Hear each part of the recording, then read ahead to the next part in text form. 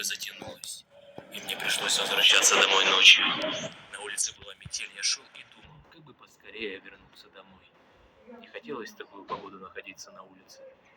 Дорога шла через небольшой лес. Впереди виднелись тусклые огни домов. И вдруг мне показалось, что в лесу кто-то ходит и наблюдает за мной. Наверное, почудилось, подумал я, однако тень шевельнулась, и я отчетливо увидел, что кто-то ходит по лесу и смотрит.